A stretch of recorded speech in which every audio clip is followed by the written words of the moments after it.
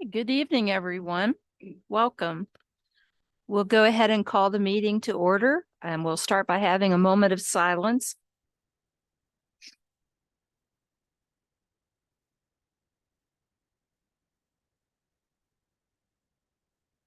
And now we'll recite the Pledge of Allegiance. I pledge allegiance to the flag of the United States of America and to the republic for which it stands, one nation, under God, indivisible, with liberty and justice for all. Here. Woman Sherry Rogers. Here. Councilman Stephen White. Here. Councilwoman Debbie Gump. Here. Councilman Herb Curtis. Here. City Manager Nate Stansberry. Present. City Attorney Brian Bailey. Here. Finance Manager Jeff Solberg. Here. Chief Mike Posey. Here. Chief Jimmy Settle. Here. Building Code Zoning Enforcement Officer Marty Lewis. Here. Street Commissioner Mike Starrett. Here. Sanitary Board Director D. Evans. Yeah.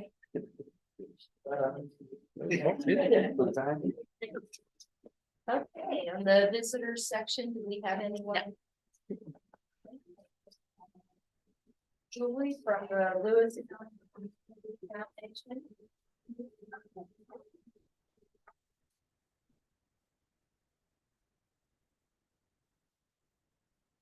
Hello, hello. Good evening. I got some reading material for you later, but I have a quick question for you. Are you concerned about creating a thriving community whose people are welcoming, engaged, and resilient? Yes. Of course we are. Don't worry, it's not a trick question.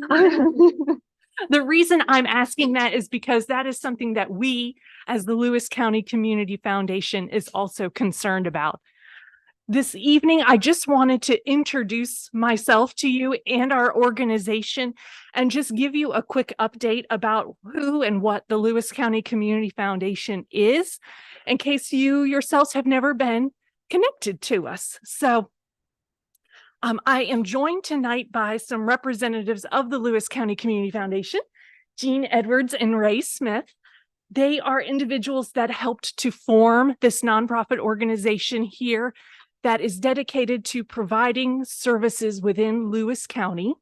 It was founded in 2020, which at that time, there was some other exciting things going on that maybe this kind of didn't get as much recognition as it should have. But a community foundation, we are a nonprofit organization that is dedicated to building permanent resources to support our community now and forever. We then want to deploy these resources in the form of grants and scholarships to the individuals and organizations working right here for the betterment of Lewis County. Since we were founded in 2020, we have actually awarded a total of $40,000 in grant support back to Lewis County nonprofits. So the Lewis County Community Foundation was founded under the Parkersburg Area Community Foundation, which we too were a 501c3 nonprofit. We're actually celebrating our 60th anniversary this year, but there was a lot of value of forming this partnership under the PACF versus creating your own separate 501c3 nonprofit. Really, we take care of all the administrative aspects and allow Ray and Jean the opportunity to really raise awareness here in Lewis County. But we're really aware of them. You're well, I know. He wears multiple hats, and so it seems like everyone wears multiple hats, and that's what I've learned here. And that's one of the beautiful things about having a nonprofit that is dedicated to supporting all of the organizations that are in our area. And yes, we may have some individuals that are on our committee that are government officials. The beautiful thing is we are a nonprofit organization. These individuals, we all wear multiple hats. They're all dedicated to the betterment of Lewis County. There are just two things that I wanted to raise awareness of. Our challenges is just raising awareness that there is this nonprofit here for the betterment of Lewis County. And the other challenge is that we just, as a community, need to raise more flexible grant-making dollars that we can deploy for immediate needs right now, but then have available for many, many years to come. And that's a really big challenge. It's because not only is it an organization that's quote unquote new in this area, but then we're saying, please save some money for years to come for that next generation. How you could help, and this was another part of my goal for tonight, was just to not only introduce you to us in case you didn't know, but to share how you could help us either as members of the council or as just individuals in the community caring about this area. One is just share about the importance of our work. I'll leave some information for you. I'll put it up here, back there, if you have a designated spot for it, but share about it with individuals who you feel would benefit from learning more, whether it is an organization, a leader in an organization who could get funding from us, or maybe it's an individual who you know would actually benefit from partnering with us in the way of donating their time, talent, or even their resources as well. The other is you yourselves could donate, whether as a council or as individuals donate to support our work. We can accept donations from anybody and anybody, anywhere to support us. And then finally, again, just really being a connector. You're already serving as that, but just help us connect with individuals. So you could say, hey, Julie, I know somebody, or hey, Ray, I know somebody who just needs to learn more. I'm going to tell you the name. I'll leave it up to you to make the connection. So, on behalf of the Lewis County Community Foundation, we just wanted to thank each of you for stepping up to be leaders in our community. Sometimes it's not an easy job to do, but we appreciate it because what you're building now is something that's going to far outlast your lifetimes. And we, as a community foundation, we're doing something very similar. So we thank you for stepping up. I thank you for the opportunity to just give you an update. And that if you have any specific questions, you can always reach out to me or these two back here. You might know where to find them. But yes, so thank you. Thank you. I had a quick question. Yeah. So what would a community do as far as changes go to become more attractive for grant dollars? Oh, that's a big question. So when it comes to grant funds from the PACF and or the Lewis County Community Foundation, we do have some check boxes that have to be met to get a grant from us. Some of those are, is this project going to benefit the community and community broadly? It's not helping just an individual citizen or an individual business, etc. Is it something maybe new that needs to be brought to this area, but we just don't have the infrastructure or the resources to do it? We always like to see some new kind of things. We don't always want to fund again the same type of projects. I'm looking over at the men in uniform. There's always a need for new equipment or something special. Those we've been able to fund, but it varies on what the budget is per se.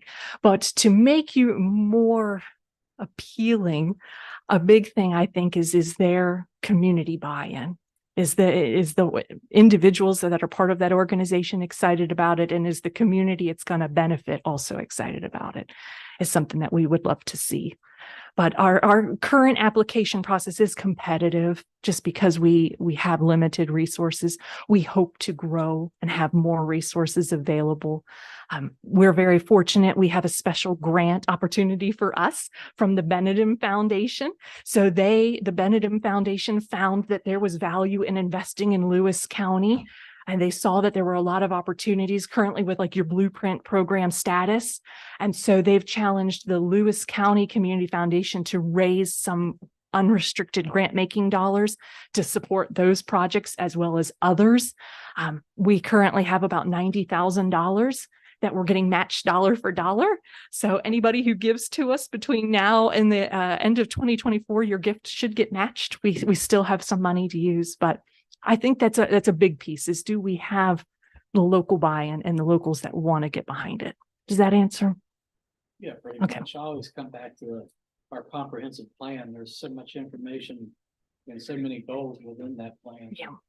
I think if we concentrate on those, each couple of years, plans within that comprehensive plan Mhm. of goals, inform communities that can do the research, and you can always improve in grant writing, of course, but I think there's a lot more to it as far as making us appealing and more Yeah. attractive to receive grant dollars. Yeah. So if I'm hearing you correct, you have a plan. Let's make an action on said plan. And if we're really owning it kind of thing. And kind of Mhm. dial in on some of the plans and Mhm. goals within that comprehensive plan. Yeah. Yeah. I know we always talk about this in our committee meeting is we see a lot of interconnection of the different programs that are going on within the county or within the cities is that they're all kind of blended together. And, a lot of people wear multiple hats, but at the same time, the blueprint conversations that happened many, 4 or 5 years ago, that's what kind of brought to light that we needed a community foundation. Lewis County was only one of like 3 in the state that did not have a community foundation. So that blossomed the growth of this. But then we saw, there were these other focus areas. How can we continue working on those and try to create an action plan to address those needs? Because they've been identified as a priority within the area. So that we love to really highlight that everything's connected to each other in one way or another. Sure. Wonderful. I have a question. Hey, Sherry. You mentioned that you had $90,000. Is that just for Lewis County or is that statewide? That is just for Lewis County. So we got a grant from the Benedum Foundation Okay. when we launched that we were going to start this nonprofit. Benedum got excited and wanted to help us and to help get people also engaged within the community. They said, well, we're going to give you a $90,000 grant challenge. We'll match donations dollar for dollar up to that first 90,000. All of that money is then put into the Lewis County Community Foundation, which is under the PACF umbrella, though 100% of it is restricted to just supporting programs in Lewis County.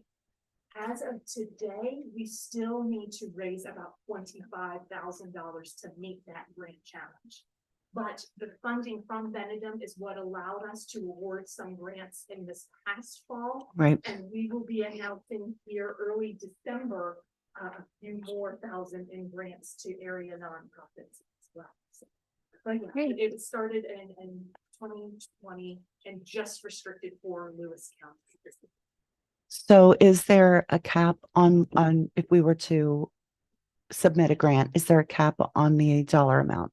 So if for grantees seeking support from us right now, we're only opening applications in the fall because we do have limited resources available based on our size.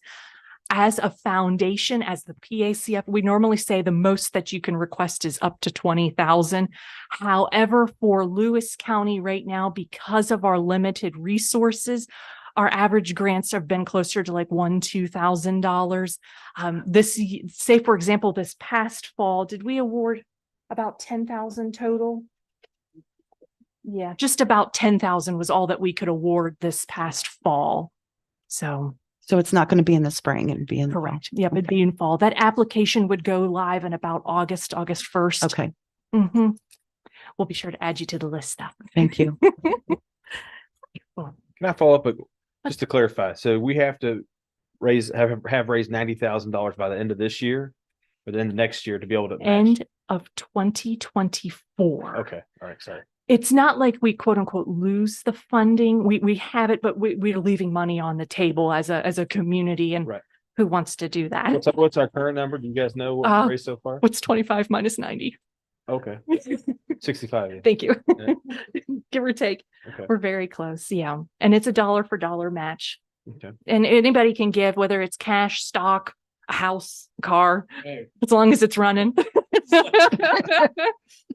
So, yeah. But We got some dilapidated ones if you like. yeah. I knew we were going there. No, unless we could turn around and sell it to liquidate it for the benefit of the community. But no, if I can't take things, we can't turn around. Or if there's a gas tank or a gas station underneath of it, we can't take that one either. Wonderful. Well, I'll leave these items up here All right, some reading material. Thank you. Yes, thank you very much for coming this evening. So I Appreciate appreciate it. It was good to see everyone. Thank you.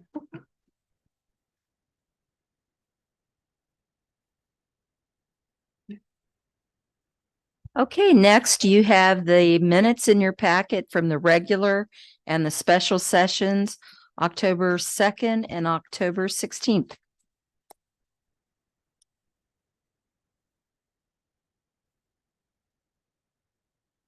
If there are no additions or corrections, I'll entertain a motion to accept as distributed.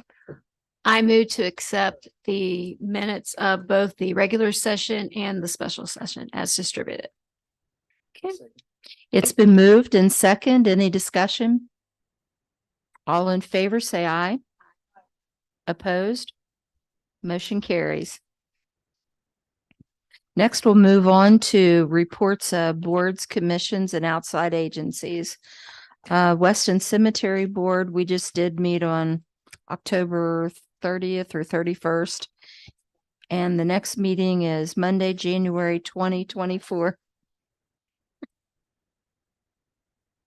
And we will have an action item on the agenda soon from the cemetery board for the alley. Allie.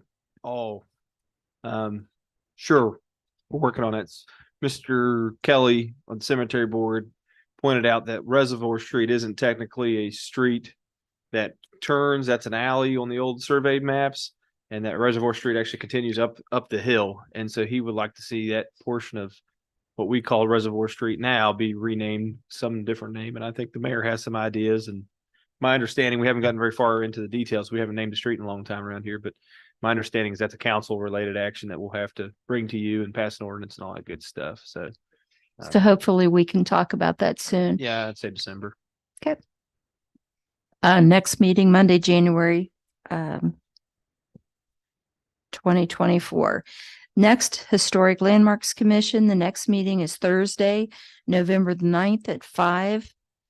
The Planning Commission, very important meeting. That's tomorrow at 5 p.m. We're continuing work on putting together the update of the comprehensive plan. And everyone on the Planning Commission had homework last month to take the draft of what we've completed so far and all of the survey responses and responses from letters and one-on-one conversations and try to put those in some type of order and start focusing on what our priorities will actually be for the comprehensive plan. And that probably will take a couple meetings at least. And then once that's put together, then we will have another town meeting, an open house to discuss that draft update. But you're all certainly welcome to come to that Planning Commission meeting. Board of Parks and Rec, there's no meeting scheduled for November. The Lewis County EDA, November 22nd, December 13th. Okay. At 5 p.m. And Ray's providing Christmas refreshments. Hey, I'll be at that meeting. Board of Zoning Appeals, next meeting Tuesday, November 14th at 6. Code Appeals, Thursday, November 16th at 6. Weston Tree Commission, their next meeting will be Tuesday, December 5th at 4 p.m. and at the municipal building. And it looks like we have an application for Deborah Alford as a member of the Tree Commission, and they're requesting action on that application.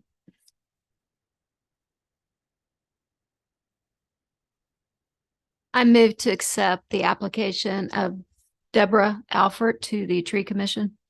Second. Okay, it's been moved and second. Any discussion? All in favor, say aye. Opposed? Motion carries. Yes. I just want to take a moment to introduce myself. I'm Robert Weaver, the Tree Commission. I was just recently appointed the chairman. I have some information packets for each. I got your replacement. I got you a replacement. You did. Thank you, thank you. I needed one. Basically, this is just an overview of what tree roots do. On the vicinity. Okay. There's also banning guides and, information about certification program. Sure. Someone in the city wants to take us online and it's. Awesome. Thank you very much, Robert. Nice. It's, we have some ideas already on the table, but we're just getting off the ground. So if you have any questions or comments, you can send me emails and I'll be glad to get right back to you. But Okay. we're really excited about what can occur with this new commission. I'm really Thank excited you. about the resources, Robert, particularly this little guide. This is very impressive. I'm trying to see if I can't get a more substantial number of those that can be played in the city building. If anybody wants to come in from the public or you just want to hand them out. Right now, my understanding is they're kind of a controlled substance. But I'm going to try to get some more information that can be handed out to the city building. Oh, that would be great. Thank you. I think that you probably have minutes from the Region 7 Planning and Development Council We do. in your packet. Mhm. And it looks like we still have some vacancies needing to be filled. Board of Zoning Appeals, 1 position and an alternate. The Municipal Appeals Board, 3 positions. And the Tree Commission, 2 positions.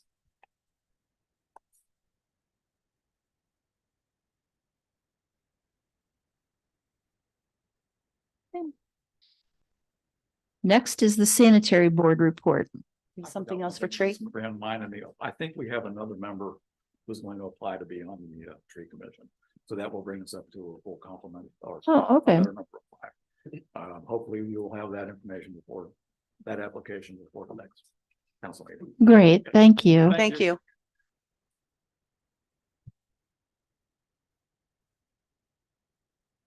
Good evening.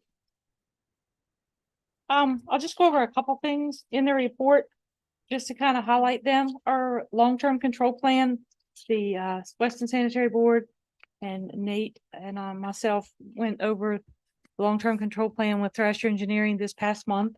And it's been reviewed by all of them and we submitted it to the DEP for their review and approval. And that invoicing will be presented to the board at our next meeting next week. At the plant, they've been working on the sludge blower. There's been a few issues with the blower down there and they've kind of been addressing those this past month. I think they've gotten all those worked out. On the collection side, they've worked on a couple lines. They've put in a new tap on Vista Street. On the pump side, I think Adam is just trying to prepare pumps and the pump stations for winter and trying to winterize some of those. I think the guys have been working with street department a good bit this past month and actually this first week. Mike can probably address that a little bit further for you guys. Actually, the report that I handed you all as you came in this evening is one that I'll just kind of go over a little bit just for your all's information on the financial side. When we met last month, there was some information submitted to you for our payables that were due. And we talked about some funds that were going to be brought over from ARPA and our own Weston Sanitary Board repo funds. Those were transferred over and that report will show you those deposits that were made both from the repo and the city's ARPA. And then it'll also show you what was paid out of those payables, the list of payables that you were presented. And the only thing that is left out of those is Appalachian equipment invoices. That's in the amount of $10,800. We're kind of holding on to those for just a little bit till we decide whether we're going to pay those invoices or buy that outright. And Nate can talk to you about that a little bit more either later today or at another time. We also deposited the ARPA monies that were left out of the project that we just finished up. There were $17,000 and a few more left out of that project. And those were also deposited into our general fund because they weren't used for the project itself. So that left us with $28,297 still that hasn't been allocated to anything. But all of those payables that we presented to you last month were paid out except for those Appalachian equipment. if you look on the second page, that is actually what's due. As far as our accounts payable at this present time, that doesn't include things like the insurance and the retirement and the normal things, our normal bond payment that's due. But that is the vendors that are due at this particular time. I thought you might be interested in knowing what those were. And if you look on the back, just for your own information, for October, we billed 186,000, and for October, we collected 169,000. And that also shows you what our notices that went out and what we're going to do with terminations as well. I don't know if that's way too much information for you guys, if that's not enough, if that's something you guys want, or you can tell me, you know, I don't want that, but I think you need to know that and be kept up to date on it. If there's something more you want, by all means, just email me or give me a call and I can put it in there. Otherwise, I'll just keep submitting something similar to this to you each month. I like it. I think it's perfect. Thank you. All right. Appreciate it. The city's ultimately responsible if the Weston Sanitary Board should be Yes. unable to pay, so I think it is good information. And if there is ever anything else that you want, absolutely, just let me know. And You know, I always have a question. always. I just want to talk to you. I never get to talk. How's our finance forecast look for the near future for retirement payments and? For my retirement, much, much better. For just bills in general, as far as. I think we're heading in it definitely in the right direction. I think, you know, collections is up. I think getting these paid down so that we're starting at more on an even ground is much better. Going into a project and going into a new year soon, I think we're going to have to look very, very seriously at a new budget and be able to stay on task with a budget. That's not something that some of the staff is used to doing. And I think we're going to have to do that. And I think we are going to have to look at a rate increase. I'm not saying it's going to have to be an exorbitant amount, but I think if we're, you know, it's been 3-4 years since we had one, we're going to have to look at something like that. But I think we can all look together at that, you know, based on our budget from last year and based on what we've just come through, and see what's best to keep us so that we don't get into this kind of situation again, and what's best for the customers and make it as painless for them as we possibly can, but yet get them, be able to serve them in the best way that we can. And the infrastructure that needs replaced and the pumps that need, you know, upkept all the time, and things that need to be done and we know need to be done. I mean, Nate and I have fought with that a lot here in the last few months, and I think we're much better off than we were, but I think we definitely are going to have a rate increase. I think with another rate increase, definitely we need to explain justification for that. Definitely. And I believe like a restructured budget and some type of plan, you know, for a couple of different areas need to be presented to the I think public so and too. us as well. Showing that we have different ideas and, you know, so like a plan moving forward that's different than the plan we have now. I think you're right.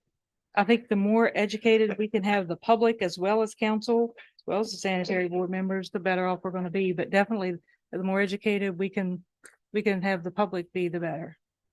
Yeah, I think we have good staff and good people on the city and sanitary, in both departments. We gotta come up with some better ideas. I think you're right. I think you're absolutely right. Can I just jump in for a second? I'm going to jump all the way back to the beginning, that long-term control plan. That document is essentially the comprehensive plan for the sanitary board. And it's not necessarily everything, it doesn't encompass everything, but that is required due to our CSOs, our combined sewer overflows. Thrasher developed that. I don't think, you know, most of us sitting around here didn't have a whole lot of input in that plan. And at this point, we just wanted to get that checked off and moved on. But there were two main thrusts of that long-term control plan. I'm pop quizzing you here, D, because I don't remember. One of them was the sludge. They had worked that into the long-term control plan. So when you submit these to EPA and to DEP, they say, what's your next project going to be? And so we've through Thrasher have outlined that the sludge drying beds. This phase 2 project will be our next project, which helps us. And I think it does eliminate combined sewer overflows and things of that nature. There's a good justification for it, but that's one project that we can kind of kill two birds with one stone. We don't have to do another project to meet the long-term control plan, plus do this project to take care of our system. And then the second one that they put in there was, I think, flow monitoring and mapping of our system. And of course, in their minds, probably that there's going to be a project where we hire an engineering firm, but I think a lot of that we're going to try to do ourselves internally. And so those are, from the timeline that I remember, I think that gets us to 2030 and beyond for what we've told the regulators that we're going to be working on. And I think that's really important because those two projects, one, we know are needed, but then two, they shouldn't have a whole lot of extra cost for us outside of the costs we've already incurred and developed money for. And that allows us maybe hopefully 10 years of breathing room in a sense as a sanitary board to be able to pay off debt and be able to hopefully work on our system where we know the needed investments we need to make things work better for us. So that's how I viewed that long-term control plan. I think that's an important document. At some point, once we get that finalized and approved, we'll throw that up on the website because that's something that should be public facing. People should understand what their dollars are going towards. And like I said, that it didn't have a whole lot of fanfare, but that was an important document for us that'll guide the operation moving forward. And it's easy reading. Yeah, 500 pages. So if you can't sleep, go ahead and knock yourself out. That's good information. Yeah. I think it gives the public a peace of mind when they know they have a partner. Yep. Yeah. Not just them. Any other questions for Dee? Thank you. Thank you. Thank you, Dean. Okay, next finance report.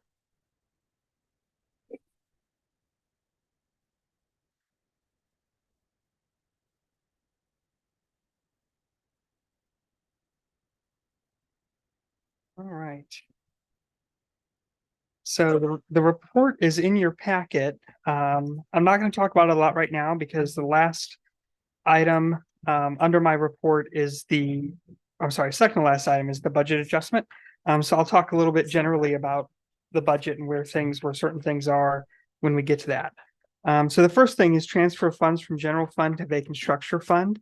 I don't have any requests to make for you this month because no vacant structure fees were paid last month. Just a quick update on that. There are, I think, about $24,000 in outstanding vacant structure fees that we're still waiting to see paid. So we've had a lot get paid, and we see that represented in the balance in the vacant structures fund. I think there's maybe $16,000 in there right now, but we also still have a substantial amount outstanding. And we don't transfer that until it gets paid, and we didn't have anything paid last month. How late are they? They were due in July, correct? Yeah, so some of those, I mean, I'd have to get back to you, but some of those were, I think, unpaid from the original round of invoicing, which was probably before I came on board. Yeah. I don't know. We've got a whole cluster of people, structures out there that have never been paid. Yeah. They've refused to, and I think we put liens on the property, right, Marty, at different points to hold our place for those fees. But yeah, there's a whole cast of properties out there that have nothing's ever been done with as far as fee payment. Yep. Can we see an aging of accounts receivable on those Sure. structure fees at some point? Absolutely.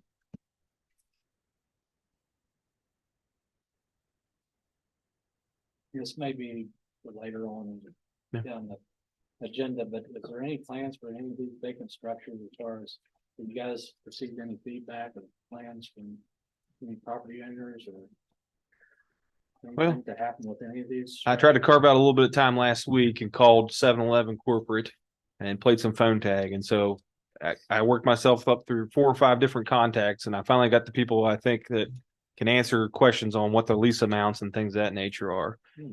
So that's on my list to call back early this week and see if I can get some numbers there. And I really think that we've got to kind of try to take this a little bit into our own hands and try to market these properties a little bit for them, or figure out, or try to put some, lack of a better word, pressure on them to say, we don't want to see these things continue to sit vacant. But if like we go back to that vacant structure thing, it's not the intention of vacant structures per se, but I think at this point their fees are ramping up. It's a good time to have another feedback, follow-up conversation with them and see where they're at. I don't think any of the other ones are even inhabitable, are we? Do we have any other vacant structures out there, really?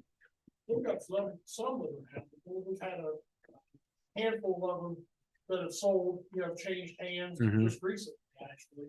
And, we issued a couple of building companies, that kind of stuff. People are actually in the cleanup phase and stuff. Right now, Yep. which doesn't quite. So if they changed hands and there was a lien on the property, did we get? If they changed hands through the state auditor's sale, no. Yeah. Right on. Mhm. I have a couple that are supposed to be closing this week. And we have copies of our invoices to those title agencies or real estate agents who ever needed them. Trying to get a money back. So we'll put the checks. Thank you, Marty. Okay, Any other questions about Thank vacant you. structures? Okay. Next thing was transfer funds to interest-bearing accounts. I've been talking to some other cities and talking to the state auditor's office about what rules are in play when it comes to public money and interest-bearing accounts. And I won't bore you with all the rules, but I'll just say that we have opportunity that we haven't been taking advantage of, that I think we should take advantage of.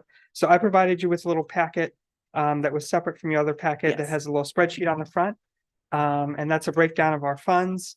And there are numbers there where you'll see recommended to move.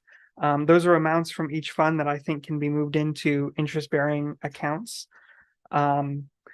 And then over on the far right column, I've given you an example of what we could yield at 5% in a 12-month term for those accounts.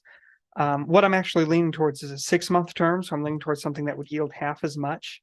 But just to give you a heads up on the two most important rules in play, one is that if the interest yielding instrument that you're using is a CD, it has to be a 12-month term or less.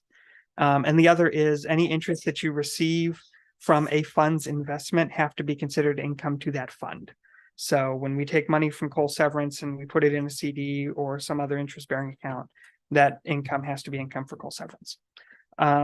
So the next 3 pages in that packet are the current CD rates at Citizens Bank, Huntington Bank, and United Bank. The most appealing, so the best rate among those is at Citizens Bank, which I also find the most appealing because they have a 6-month term. So what I'm interested in doing is taking those amounts that I proposed on that first page and probably putting them in Citizens Bank in separate 6-month term notes. I've stylized a form of a motion at the bottom. When I was having discussions with the treasurer of the city of Buchanan, she said, if you're looking at doing CDs because rates change every week, you should ask your counsel to not specify the instrument or the rate, but sort of leave that a little broad. So I've provided a form of a motion that I would like you to consider that you don't have to use. But my intention would be to put those funds into 6-month CDs, and then we would revisit what we wanted to do in April. Because those terms would come due probably in May. I have a question about the ARPA funding. Are we Sure. allowed to do that with ARPA funding? Yes, but the interest that we make off of that is subject to all the same rules as the principal was, which means we have to have that money obligated by December 31st, 2024. So Okay, what I would do is if you approve that tonight, I would set these CDs up later this week, and then next month I would come back to you knowing what interest we were going to be looking at in May. And then I would probably be asking you shortly thereafter to obligate those ARPA funds. So interest and principal has to be obligated. By December 31st, 2024. Are these accounts at other banks now? Or are they there at Citizen? So if you look on the front there, most of them are at Oh, Huntington okay. the Bank. column, yeah. Yeah. The only institution that we don't have any money with right now in the city of Weston is United Bank. And I've got some other ideas about banking changes that I'll probably bring to you in the future that I don't have for you today. But I do think that it would be nice to be doing a little bit of business with each of these institutions that are in our community. And then there are just some other places where I think that we can be getting better deals. I think one of the reasons Weston probably hasn't looked at interest-bearing accounts in a long time is because 2 years ago, nobody was looking at interest-bearing accounts because they didn't bear anything. But several of those accounts, like you look at the police equipment fund or the K-9 equipment fund, those could be in money market accounts somewhere, and they might only pull 1% or something, but we would still have access to them if we wanted to spend them. And so I've got other ideas about banking that I'll bring to you later. But that's what I have for you today.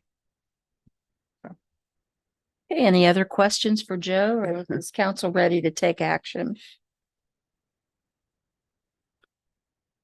I'll move to allow the city finance manager to move the following sums to an interest yielding instrument, not making funds any less liquid for a period greater than 12 months, 35,000 from Coal Severance Fund, 300,000 from General Fund, 100,000 from Rainy Day Fund, 15,000 from Vacant Structures Fund, and 400,000 from ARPA Fund.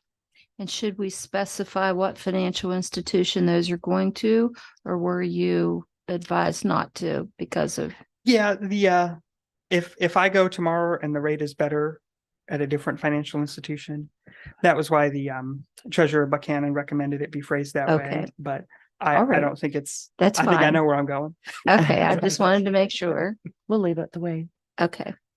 All right, is there a second? It's been moved and second. Any discussion? We'll have voting by roll call. Councilwoman Sherry Rogers, Yes. Councilman Stephen White, Yes. Councilwoman Debbie Gump. Yes. And Councilman Herb Curtis. Yes. Okay, motion carries. Thank you. All right, the next thing is the budget adjustment, and let's see what page it's on. Document on page 48 of your main packet. There's a few things going on here, so I'll start at the top with adjustments to revenue. Gas and oil severance tax, that's a one-time payment that we get every year in October. We budgeted $10,000. We received this year $40,398. So that means that we get to increase revenue $30,398. I have that revenue being split between two expenditures, contingencies and cemeteries. So I'm going to go off on a slight side tangent real quick. In that finance packet that I provided you, the second document in it says cemeteries quick report. If you pull that out. Just as a reminder, in the cemeteries budget this year, we had budgeted $17,984. What you'll see looking at that cemeteries quick report is that we have currently expended $15,348.87. I'm sorry, Sherry, it's a few more pages back. Those are the CD rates. Okay.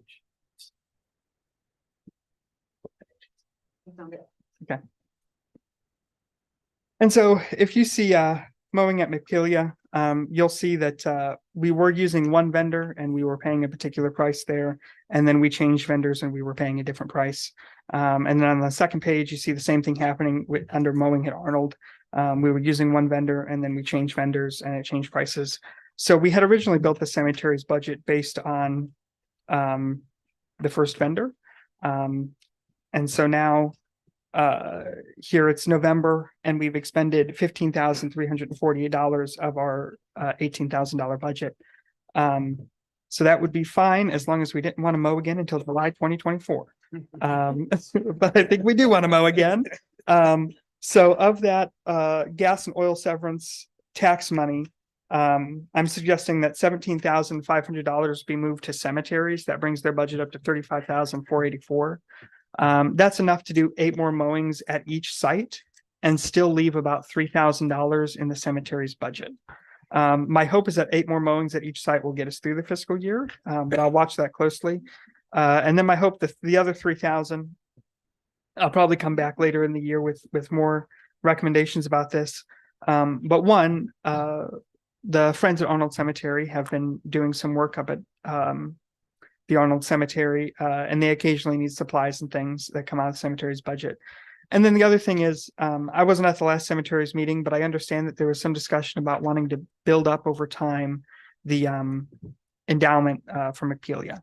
And so if we had enough money in the cemetery's budget at the end of the year, I think it's the hope that we could take maybe $1,000 and move it into the principal of that endowment. I'm not asking you to approve that today. I'm just telling you why I'm leaving a $3,000 cushion so that we can come back to you later and reevaluate that.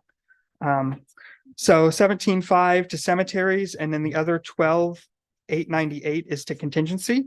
Contingency is where we put things when we say we're just going to hold on and see how things go.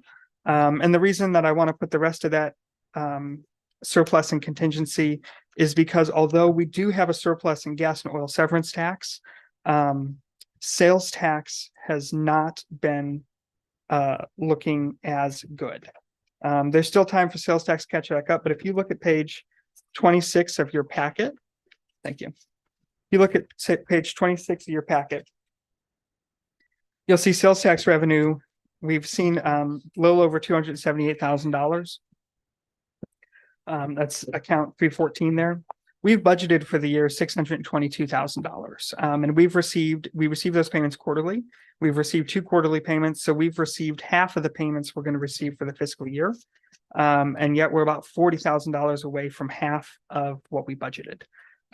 So I think the payments that come in later in the fiscal year are the sales tax payments that include the Christmas season. So those are usually a little bit higher. So there's still hope that those will come in higher. But the reason that we're not budgeting the rest of that gas and oil severance surplus to be spent anywhere other than cemeteries, the reason I'm putting the rest of it in contingency is because we still don't know where sales tax is going to come in at. The other increase to revenue is state government grants, and you'll see that we had originally not budgeted anything, and I'm asking you to increase that budget to $124,465. There's 2 numbers built in that. The first is $37,500. That represents a portion of the AmeriCorps grant. So the AmeriCorps grant is for $50,000, but it does not. 1, it happens as a reimbursement on a month-by-month basis, and then 2, it doesn't align with our fiscal year perfectly because I think it starts in September. And so $37,500 is how much of the AmeriCorps grant we actually expect to receive this fiscal year. And then the other part of that number is $86,965 that we have already received from the DEP for reimbursements related to tearing down buildings. And so those 2 numbers then have direct correlations down below. So we're executing the AmeriCorps grant out of the finance department. So we're putting the $37,500 in finance department. And then that DEP money goes back into the building and code line for Marty to keep doing tear downs. And so that's $86,965 to building inspection. Are there any questions about the budget adjustment? Judy asked if you could start back over. She didn't. She got It's okay. Okay, is there a motion to approve the budget adjustments that Joe just went over? I'll move to approve the budget adjustments. I'll second. It's been moved and second. Any discussion? All in favor, say aye. Aye. Opposed? Motion carries. Thank you. And the last thing is the approval of expenditures. In that extra finance package, you got the last big paper clipped thing in there is a very long report called a check detail report. This is something Nate told you about last month when we were at the last state auditors training. They suggested that we start doing this. So it's maybe a little bit of a formality, but it's something important that we start doing. That report is especially long and especially small print because I'm providing it from the beginning of July. So it's my catch-up report. It normally won't be that long or that small of print. But that is a record of every check and ACH the city has made since the beginning of July. And so I'm going to start providing those to you monthly as well. It's a little bit of duplicated information from what you're seeing in the bank statements and what you're seeing in the P&Ls, but state auditor's office says a good idea, so we're going to do it. Okay. Okay, is there a motion to approve the expenditures report? I'll move to approve. I'll second. It's been moved and second. Any discussion? All in favor, say aye. Aye. Opposed? Motion carries. Do you have any further questions for me? Thank you very much, Joe. Thank you. Okay, next, street department.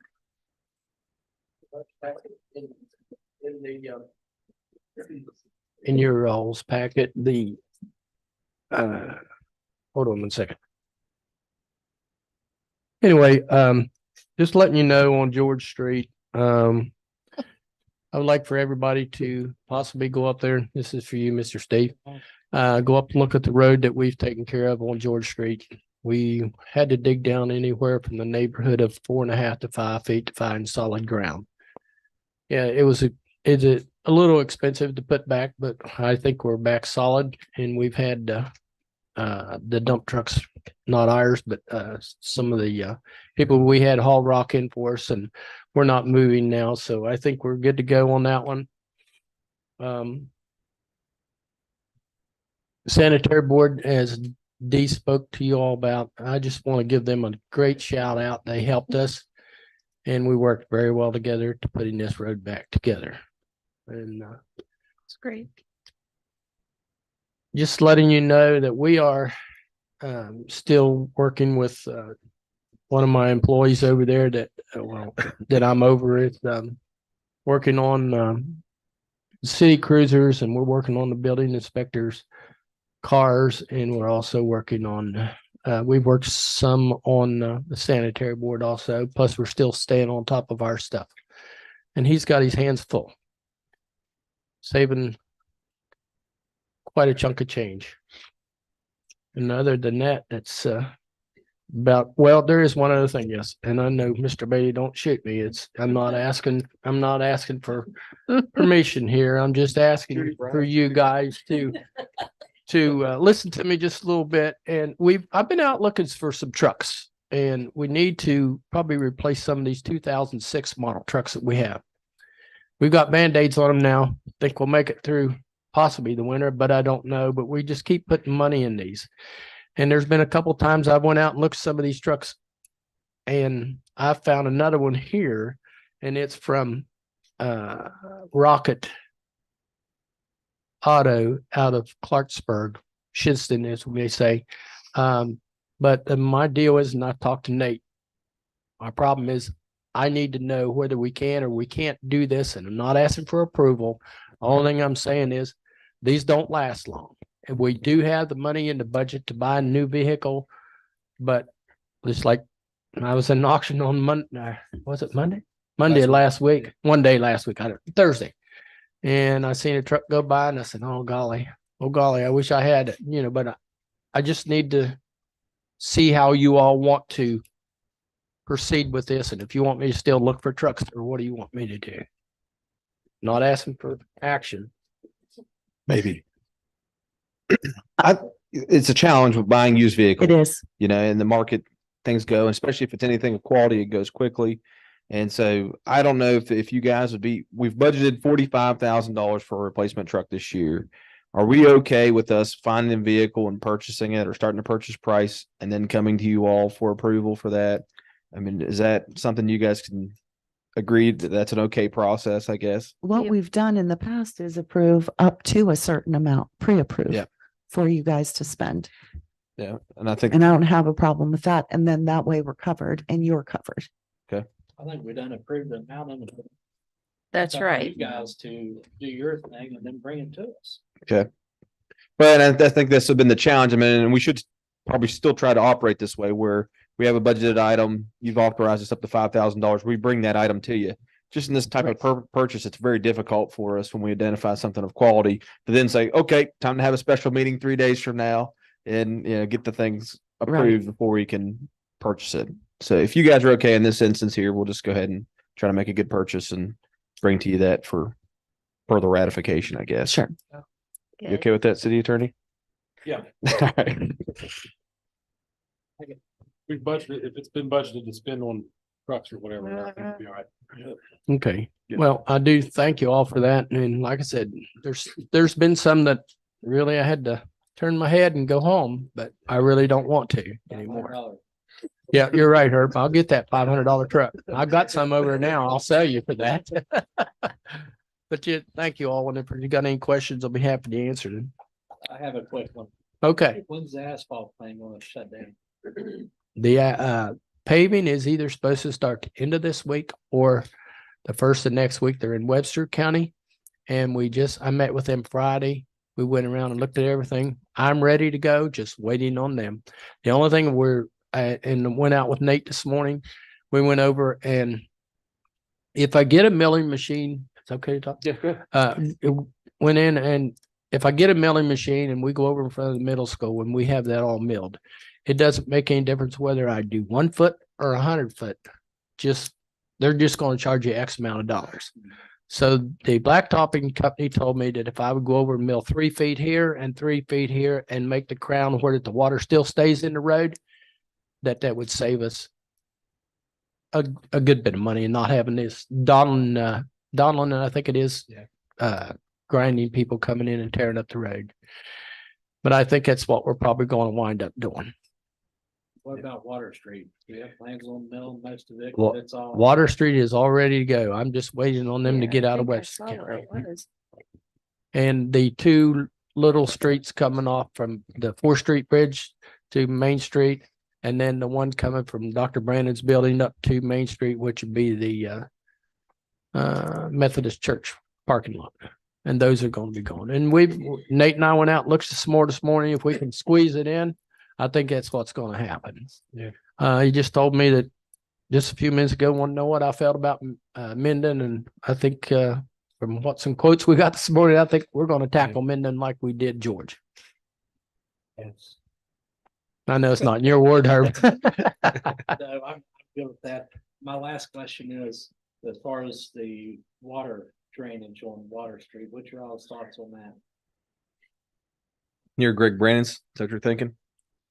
We have went and I've worked with Mr. Brandon, and he has got his whole approval on what we've done. We put in a couple other drainlets on each end of his property. We sloped the road to where we'll have a curb on his property at the lower end, and everything should drain into the drains that we put in. And he's very happy with what we've done for him. Good. Yes. And I've met with him multiple times. Yeah. It's always been an issue why I ask. Yeah. Water on that street. We've presented him a couple different options, and I think we've all come to a good agreement on where we're at. So we're going to give it a good try, and hopefully it works. And if not, I'm sure we'll be back down there to help him out. Well, we as the city, we have dumped quite a bit of water underneath that building and stuff. So it's time to move it. Mhm. So that's what we're trying to do for him. For So- the building and the asphalt and all, because a lot of water on asphalt doesn't turn out Yeah. well. Well, and he's got a poured concrete deck up there that extends out into the road right of way quite a bit. And so we've gone back and forth whether we wanted to cut that concrete out and put the road back. And I think I'm not going to tell you what we were doing because it's changed a couple of times, but I think we've all reached a happy medium on what we're going to do, and it'll be the best we can do. It's all of our heads put together. Yeah, there's been some utility companies come in there and work on his property without his permission and stuff like that, and just has dumped a lot of water on it. Yeah. So I think he's good to go with this. And Please we're still going to do talk. our own curbs.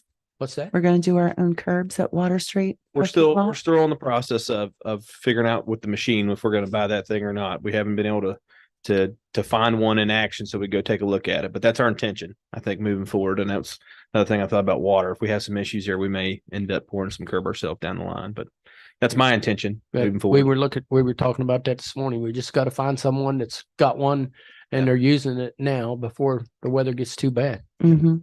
How about the curb painting machine? Mike. Well, I'll just tell you, when they come, we have the curb painting machine, okay? And if you and Miss Mayor, if you would like to, you and Mr. Edwards come over and I'll give you a full crash course on how to operate that. But no, I'm just joking. We will be painting those, but right now, We're trying to get the parade route done before I understand Christmas that. parade. That's our goal. yeah, And so we were looking at the schedule today and we're like, We may try to bring the guys in during deer hunting season at nighttime and let them save some of their vacation time and still get credit for the work day if we can paint during those periods of time. So I want to be there. I think Mike wants to be there, and we've got some schedules we're trying to work through. So if we can, we're trying to pull that off between now and Thanksgiving. And hopefully, since it's our first time, it won't look too bad. So that's our Yeah, Okay, great. we also had a couple pieces that was wrong for it, yeah. We had some So- equipment that got back, but we're ordered good to and go, I wrong think, with ordered that and stuff. machine. You know, our flowers are gone. Thank you for cleaning up. Yeah. And what? No, go ahead. Pumpkins went quick. I saw. Yeah, they did. Yeah. They did. Yeah, they didn't Um, last long. So I want to thank you guys for doing such a great job. And I guess Mr. Laddie is gone now for the Yeah. season. Hopefully he'll come back and join us next year. And so we're good for snow plowing and employees and everything with our temps. We leaving? are, if I continue to use Joe, which is one of the employees over there, it's going to be really hard for him to do the mechanic work and stay on a shift, because when we do have snow coming, we put 2 on a shift. I won't let no one work by themselves. We put 2 on a shift, and it's going to be a little tough to try to do that, pull that off. But I do have 1 temp left, and I think we're close to the time on him that we probably need to see what we can do there. Okay. Thank you very much, Mike. Thank you. You're welcome. We'll move on to police department. I had one thing that's not in the packet. We've got a piece of equipment we've implemented. It's a speed sign. The sign collects data such as how many vehicles went through the street, how many were speeding, what speed they were doing. It's been utilized on 1 street so far. We've taken it down and recharged it, and currently deciding which street to put it on next. That's cool. What street was that, Mike? Rada. Good. What was your findings? Can you share Good. those? We collected data. Uh-huh. We have not figured out the technical way to print the data off. We Right. can see it on the app. But the speeding per quantity of cars that went through was minimal. It was minimal. That's good to know, because I know we've had some complaints in that area. Mhm. But it will be moved to some other streets, and then this data will enable me to say, I can't justify 2 hours of patrol in your area when I've got 60 cars speeding in this area. Right. That's a great tool. It's interesting. Let me know if it's on Kitson. Okay, any questions for Chief Posey? It does give the breakdown of the time of the cars as well, so they'll know, if there's a That's hot pretty cool. time, then Yeah. that's when they need to be there, that kind of thing. Very useful. Okay, thank you. We'll move on to fire department. I don't have anything else to add. Does anyone have any questions about the reports provided? How'd you do with your gun dash? Pretty good. There's a lot of people there.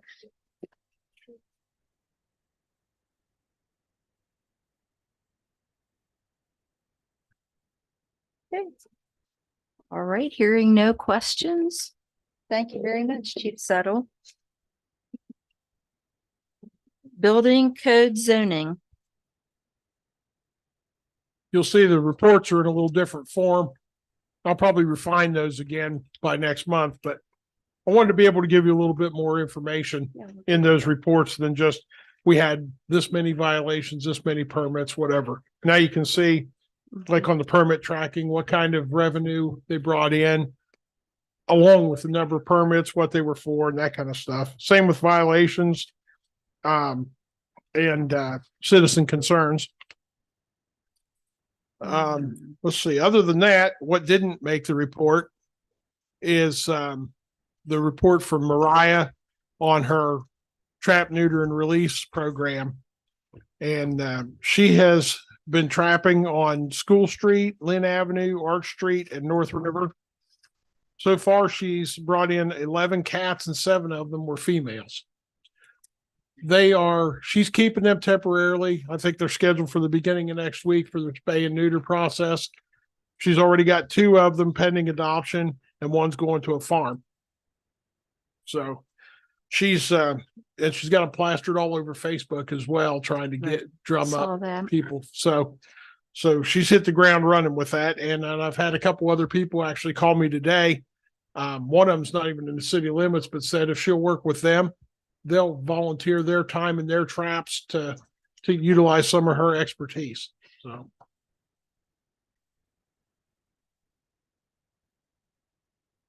Okay, questions for Marty?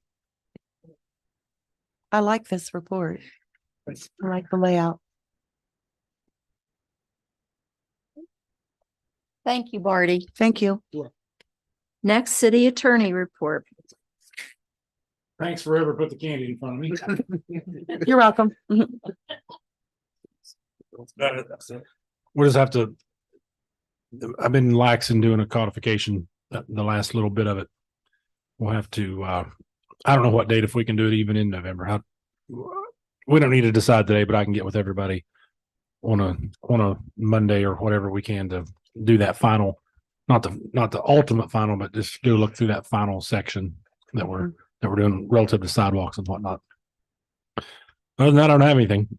All my stuff is as usual is tied into all this conversation. Okay. Thank you, Brian. You're welcome.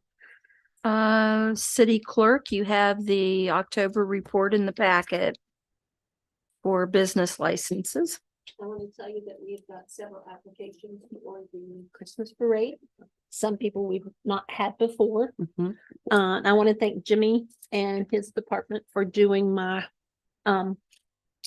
street light outage. It's so much easier because I don't know where anything is. So I do appreciate you, Jimmy, for Oh, well, doing that's that. great. It's very, very nice. That is nice.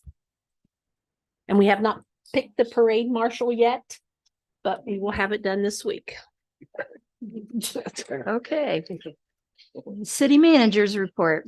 All right. If you haven't noticed, my report's the same as last month, so I didn't get a chance to work through it and update it, but I did want to provide there for reference if you have any questions about things we're working on. I guess I've got a list of things here I wanted to talk to you about, and I'll start into that. And if you've got other questions, we can go back and forth there.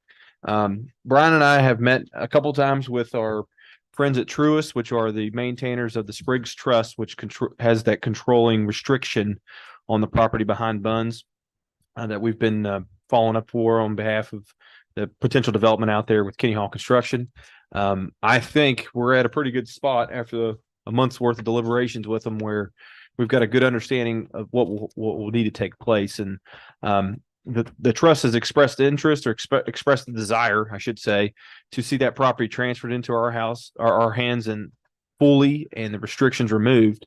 But I think that from those conversations, in order for us to make that transfer possible, the topic of a LRA or land use agency is probably going to have to be revisited to be able to make that transaction occur.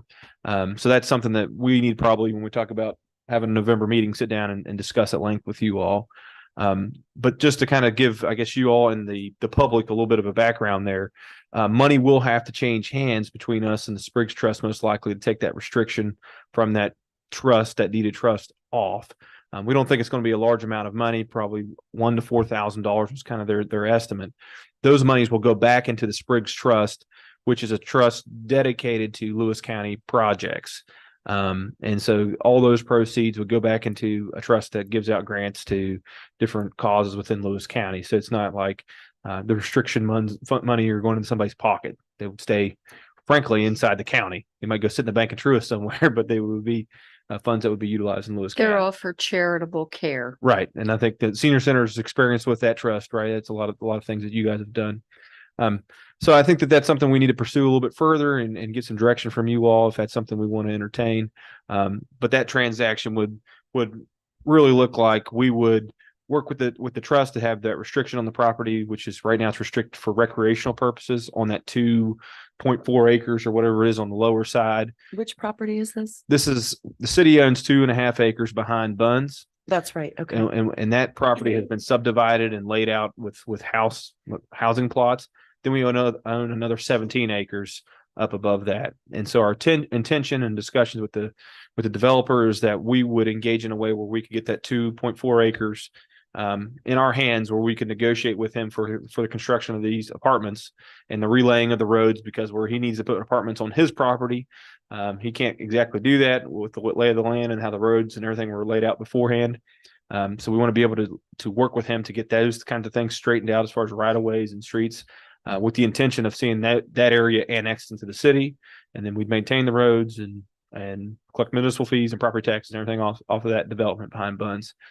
But part of that other part of that conversation that we've had with Truist and with him is that if we were to engage in that, he would help us develop a walking trail system on the 17 acres to put those more in a recreational frame than what they currently are. I think they're classified as bird sanctuary or squirrel sanctuary, and that's how the city is not, by the reading of the trust. If we didn't have a recreational purposes, those properties were to go back to the trust, and so that's how we've kept them all these years.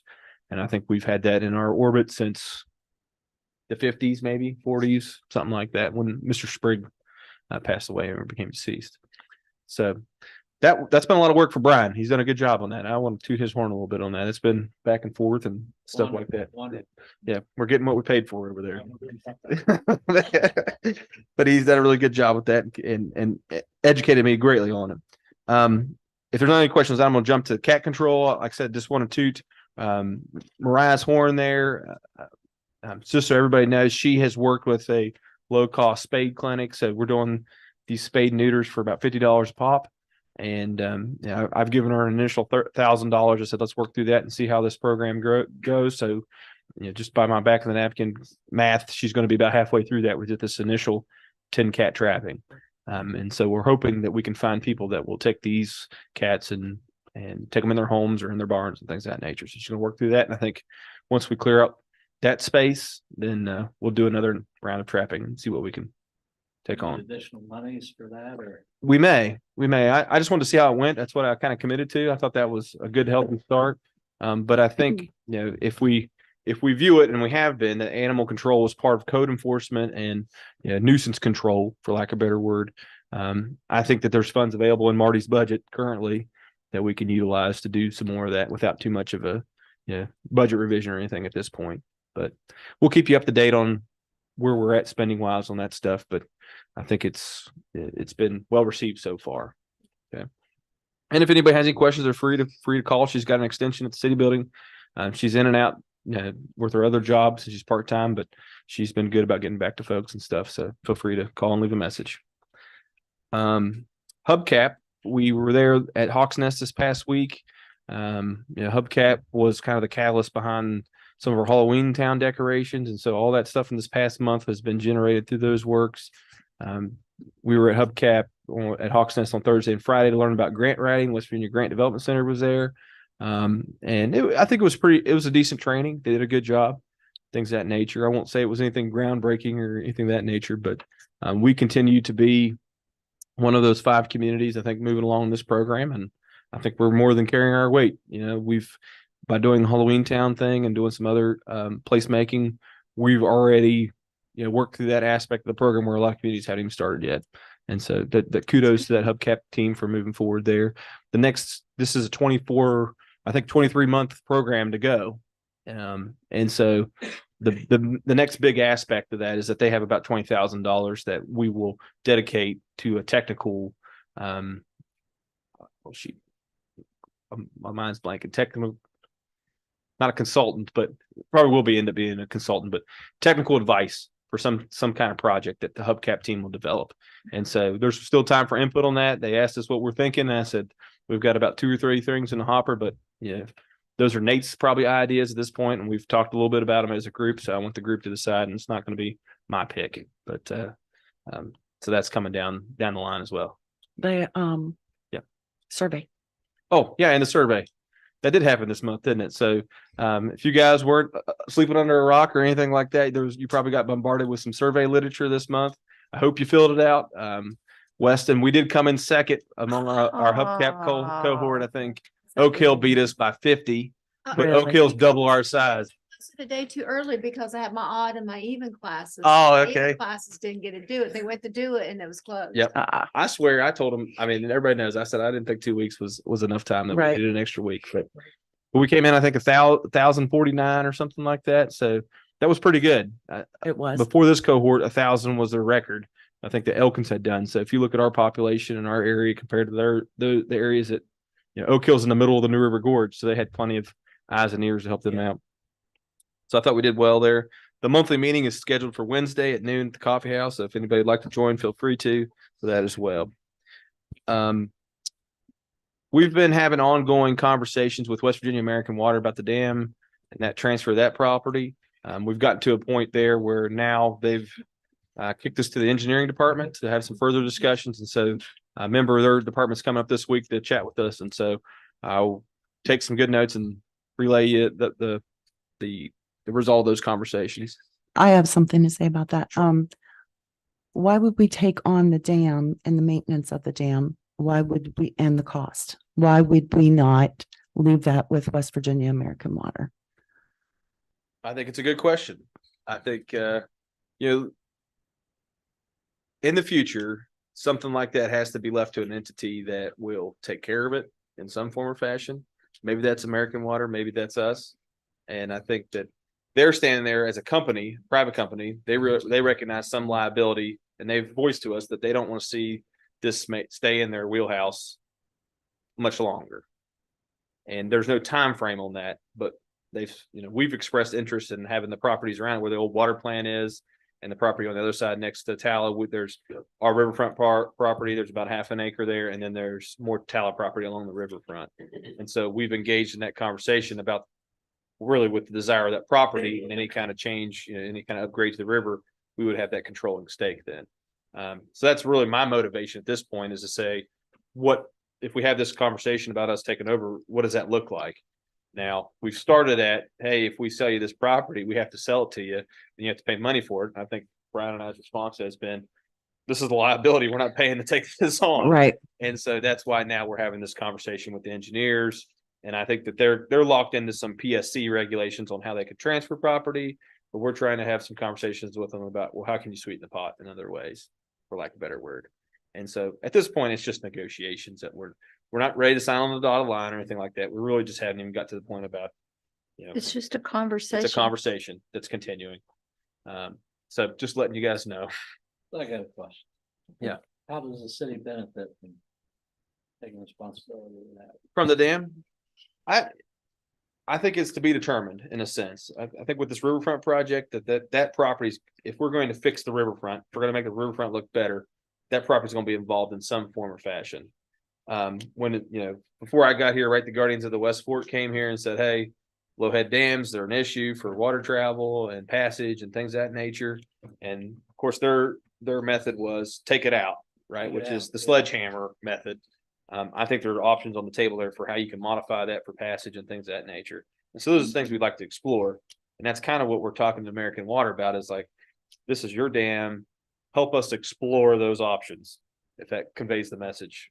And then we can talk about ownership down the line a little bit. So One thing that other communities have done is make a takeout and put in sure, around the dam, which is a very simple solution. if you look, I mean, and I'm not a stream biologist. I'm not any of that. And I think that that's the kind of people that we need to engage down the line. If you go look at that dam now, it's silted in all the way up to the top on the back side of it. And that causes problems when it comes to fish passage and spawning and pollution, and you name the gamut. And like I said, I'm not an expert in that. I've done enough in that field to know that there's sedimentation causes issues, and it can even cause pressure on the dam. And so I think that those are all things that need to be looked at and some kind of plan developed, because right now with American Water, it's just there. They're not really paying much attention to it. I think they do an inspection annually or semi-annually or something like that to kind of meet some requirements of holding a dam structure. But those are all things I think we want to kind of hash out and see how this can be better utilized as a community. And I think everything's on the table and nothing's on the table at the same time. That makes sense. Well, I think that we run the risk of causing some serious damage to property Well, if the dam is removed. Yeah, I get that. And also, if you're talking about the biology of it, there are some species that are thriving above that dam that we're going to alter. And I think the water level is going to change and we're going to be left with a muddy mess. I mean, I guess that's one option down the line, but I think that that's the point of engaging in some kind of study with this, is to say, what are our options for it? Because it's either, right now, it's our two options that we've been presented with is leave it as it is. Maybe that's good, maybe that's bad, or take it out. Yeah, if word That's- gets their way. That's what we were faced with when the Guardians of the West Fork came, and there was a huge outcry and property values that are pretty good in that area, and they started plummeting just with discussion and talking about that. And that's So, not and what- that's really not fair too. Yeah, and I'm not trying to cause a gold rush or rush on the bank or anything like that. I think at this point, it's just, let's look at that, and if that's something they're willing to engage in, we're not in any rush to take that property off their hands. I think this is a long process where we've got to say, this is one part of that. If we're going to do a big project to do anything with the river, that's a part of it. And we need to understand what the ins and outs of that process are going to look like, and who even to talk to, because that's been half this discussion is who's picking up the phone to talk about this dam, and they're like, I don't know. Yeah. Well, another thing is the cost of the riverfront project did not include, and I looked at some of those projects that you sent to me. They're $3 and $4 million projects, and there's no way we're going to have that kind of money. You know, I think that's why we go to these grant things. I think sure. I mean, that was one of the projects at the hubcap. They said, what are you looking at on the table? And we laid out the things we've been working on. And that one quickly rose to the top for them. They said, that's a project ready made to write other grants for. Sure. And so, I don't know. I think we've got to keep an open mind about it. It's my hope. Well, while we're keeping an open mind, I think we owe it to the residents though, to let them put their mind at ease that the dam's not going away, you know, and I really don't see any benefits. I don't think it's even being thought of or discussed that Okay. the dam's going to go away. So I wouldn't want to interject that thought into citizens' minds. Right. We're just simply having a conversation. All right. Thank you. Mhm. Annexation. I've got a list of winners here tonight. I jumped in the truck with a neighbor down there, one of our friends of the city, and rode around, and I think it became very clear that there's interest in annexation, if this is to be believed. These conversations are to be believed. But I think what we really are looking for is we need to have a public meeting of some sort down there, and there's still a lot of questions about what will our property values, or what will be the cost, property tax wise, municipal fee wise, to coming in the city. And those are things that I think using the assessor's tools, we can very quickly calculate for folks. But it might just be easier to build our spreadsheets, come to this meeting and say, come with your questions, and let's just try to answer them in front of everybody and be very open about it. And so the way I view it is that we need to do this sooner than later, like we've all discussed, if we're going to make this push. Let's send out some letters to the affected area that we're suing, and just basically a cold letter push where we're going to say, we're going to be here at such and such time, and we'll be there to answer questions about it and receive feedback on it. And I think it's something that we really can, you know, probably be pretty gracious towards people, in the sense that if we can see your whole side of the street doesn't want to be in the city, then we don't have to bring you into the city necessarily. So those are the kinds of conversations I'm hoping to engage in the next month or two. But that's been the movement on my end for annexation. I know I've got an outstanding request out there with Ward 4 to talk about the cemetery and see what their feelings are on it and stuff. So I'm sure we'll get to that. But is everybody fine with that approach, you think, at this point, and have any questions about that? Have we had any more conversations, or an attorney from Steptoe & Johnson with the rock store? I'm not gonna get down in the weeds, but Yeah, we haven't had any further communications about it. Yeah. I did speak to another community that was engaged in that at the auditors meeting. I think that was either at the end of September or early October. They had to reach all the way up to their senator representative, and the senator themselves had to place call to corporate to get someone to respond. And that person that responded was in an auto accident, and you know, it's just been an odyssey for them as well. And so I really think at this point, you know, let's pursue the annexation by election option and see where that takes us, and see let's get some real data on who's interested in coming in, and then go from there. Any word from the new hospital location where they annex in? I think they will. I just think that at this current time, you've got B&O taxes that they're concerned about. And then I think there's some other logistical things for them as far as their current, as far as being a part of any kind of an election at this point. They're not really interested in that, I don't think, because some of the politics involved with their decision to build out there. But from what would have been told from very high up, that they're very interested in coming in afterwards. Just remind them it was the citizens of Weston who Yep. raised the money to build the building. Hospital initially, yeah. I think it's recognized, and I think that they've expressed a willingness to have some kind of public safety aspect to the building, whether that's a police officer inside the building, having a desk or an office inside the hospital, or even having a substation for the fire department. You know, those are things that they've expressed a willingness to hold there. So I think they're open to it. I just think the way our tax structure is in West Virginia, they're not inclined to at this point. One fire chief, one city police chief, right? Yeah, that's where we're going to keep them.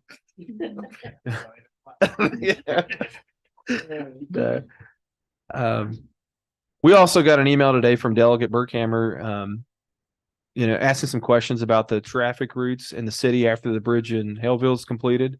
I quickly responded to it, had a quick conversation with the mayor. This goes back into our conversations with Department of Highways in the past couple of months about what will happen to West 2nd Street. This area of concern was actually down on the other end towards 6th Street, and the effect, I think, were Bob Golden's and people cutting through on Court Avenue with that bridge. I don't think it's really ever been determined what's going to happen to the 4th Street Bridge. Is that going to be closed to pedestrians? That was kind of the maximum that we were operating off of, but I don't think that's necessarily decided or has to happen yet. So with all that, I think his recommendation, and I concurred, and it was something that was on our radar previously, was that we should engage Department of Highways with a letter requesting a traffic study be done of the effects of that bridge. And my feeling was, and I shared that with him too, is that it shouldn't just be the bridge traffic, but all of our downtown, because I think that with the bridge, the Main Street area is going to see a traffic pattern potentially change as well. And it's been almost 40 years, I think, now since the traffic pattern changed the one way, and Weston's changed quite a bit in traffic counts and things of that nature. Just last night, I jumped on their state traffic count website. You can go in there and look at the traffic counts, and our traffic counts are less on our Main Street than Buchanan's are, and they can handle two-way traffic. So I think, now with the increased resources that the city has had in the last couple of years, if we were to get into a major project, we could help pay our portion if we need to change turn radiuses and things of that nature. And so this may be the time to engage in that conversation and see if that's helpful to us. And so my feeling is, moving forward, I'm looking to put on December meetings to have a resolution before you all to approve to request Department of Highways to study those areas. And so we'll try to do that in advance and provide it to you in advance so that you can take a look at the draft, and you have any questions or, questions on the scope or anything like that, feel free to input on that. If you guys are all okay with that, that seemed like a workable path. I've been speaking of the bridge, the new Mhm. bridge. The city's still in a position not to receive the lights where there's no lighting on the new bridge, because that's where we was at one point here, just very recent. The latest communication I had from the bridge folks was that the contractor was not willing to engage in a change order to put lighting on the bridge, and it wasn't included on the original contract when bidded. And that had a lot to do with the method of construction for the railings, and that those are going to be slip formed, and that didn't work well for their time schedule, it seemed like. And as you can see, the deck hasn't even been poured yet, or even being close to being poured. So to me, there's time for a conversation there. My feedback from Department of Highways is that it's been too late. I did leave them with the request to speak to the contractor directly, but I haven't gotten any further feedback on that since I made that request. So that's something I'm willing to beat the drum on a little bit more, but that's been the latest that I've gotten from that. If we're gonna, I'm sorry, No. David, if we're gonna invest in a traffic study, Mm-hmm. as far as the traffic, I think the bridge needs to be included. That's gonna be dark and create a safety hazard, a huge safety hazard. Yeah. It needs to be included in the next study, because I think you're gonna find some very interesting findings with a bridge that long a span with no lights. Yeah, that was. It's horrible. I don't want to act like I'm Monday morning quarterbacking, but that was one of my feedback. That's a 250-foot span, and you have zero lights. Yeah. And they're thinking, well, we'll put lights at the end, perhaps. So street lights, I guess. Did we get a sidewalk? There is a sidewalk What? on On one 5 foot, side, yeah, yeah. 5 foot sidewalk. Yeah. And that's another, and of course, it's not necessarily Department of Highways problem, for lack of a better word, but the sidewalk connections on each end of that bridge really are sidewalk connections to nowhere. You know, we've got a dilapidated sidewalk from, you know, the end of the turn down there to the bus garage. We have a little bit of a sidewalk on the bridge across Pole Creek. Then we have zero sidewalk from the bus garage down to where the new bridge is going to be.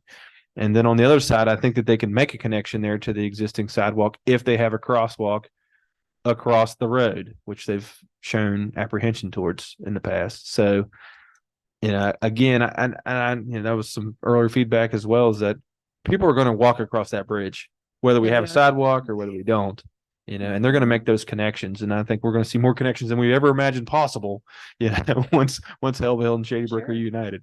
So, I think those are all things that maybe we should put in the letter and include those thoughts as well. Now, there's a possibility that if they can't put the lighting, we can ask them to put rods in where we could connect lights later on. You know what I'm talking about? You go down, Flicker bulbs, yeah. That's not what I've asked for that. I mean, and I think that's always been the bargain has always been that they weren't going to do any kind of lighting themselves, that we were going to pay for the lights, and that we were just asking for the base mounts so that we could put the lights Yeah, on them. because it's when they pour it, it's a continuous flow, and that's why they don't want to pour lights, but they can stick the bars in. Right, but they've also got to be able to connect that conduit into those locations. And from my conversation with them, they said that wasn't going to be a possibility, that they weren't even going to be able to, you know, stub us out some conduit for it. Could And we not run conduit on the outside ourselves? I guess we can. I mean, that's probably our option at the end of the day. But supposedly the contract calls for conduit within that wall, and I'm just asking for why can't we have access to that? And Oh, I didn't. yeah. So. No, it's going to be their bridge. They're going to have complete control of maintenance over it. So, yeah, and that was the feedback as well. Any kind of lights we put on there will be, you know, like the lights we have next to Pickens on that bridge, where, you know, we'll have a maintenance contract with them and, you know, pay for the bill and all that good stuff. They'll be our lights, and that'll be it as far as control over them. Yeah. Okay. And then lastly, I know we're getting a little bit late here, but yeah, I just want to toot the police horn. I've got a couple things here. You know, their investigations this past month with the pumpkin heist and, you know, the theft at CVS. I thought they did a really good job. Yes. And the public really appreciated that. And so I just want to toot their horn. The fire department did some tremendous outreach, I think, with the schools. I heard about it at my house, which is always a good thing. And they were positive statements. And then again, you know, I think I'm going to commend the street department up there with their decorations help. And then also on their paving prep in George Street. And, you know, George Street, from my knowledge, was the first time we'd ever done a full depth dig like that. And it wasn't complicated, but it was something new for everybody. And I think everybody, including employees that we borrowed from the sanitary board, helped us out tremendously. And they were able to do that very quickly. And so just really proud of that work and adding that to our repertoire. But with that, I'll rest. Thank you. And you sent our camera update today. Yep, I sent you guys a Thank you. camera update in your email. So if you got any questions about that, I'll try to keep you apprised how that goes. Okay, I'll entertain a motion to approve all department reports. I moved to 7. I'll second. It's been moved in second. All in favor, say aye. Aye. Opposed? Motion carries. Next, under old business, I'll ask council to make a motion to have the second reading of ordinance 2023-17 prohibiting parking on portions of West 7th Street. Mayor, that was the one that we had requested the table last time, and we have not followed up with the homeowner. So I'm going to ask you to table it again. Okay. So is there a motion to table that? I said, Second. Okay, it's been moved in second. Discussion. All in favor, say aye. Aye. Opposed? Motion carries. Okay, next. Ordinance 2023-19 to amend section 25-19 of the Weston City Code in order to enhance the ability of citizens to repair sidewalks. Is there a motion to have the second reading of this ordinance by title only? I'll move to have the second reading by title only of ordinance 2023-19. Is there a second? second. Okay. All in favor, say aye. Aye. Opposed? Motion carries. Go ahead. ordinance 2023-19 to amend section 25-19 of the Weston City Code in order to enhance the ability of citizens to repair sidewalks. Second reading by title only. Okay, I'll entertain a motion to accept or reject the second reading of ordinance 2023-19. I'll move to accept the second reading of ordinance 2023-19. I'll second. Okay, it's been moved and second. Any discussion? All in favor, say aye. Aye. Opposed? Motion carries. Next, I'll entertain a motion to have the second reading on ordinance 2023-20, creating a 15-mile-per-hour speed limit on State Street. I'll move to have the second reading of ordinance 2023-20 by title only. Okay, it's been moved in second. Any discussion? All in favor, say aye. Aye. All opposed? Motion carries. Ordinance 2023-20, ordinance of the city of Weston creating 15-mile-per-hour speed limit on State Street. Second reading by title only. Okay, I'll ask council for a motion to accept or reject the second reading of ordinance 2023-20. I'll read this whole thing. I'll read it all for you.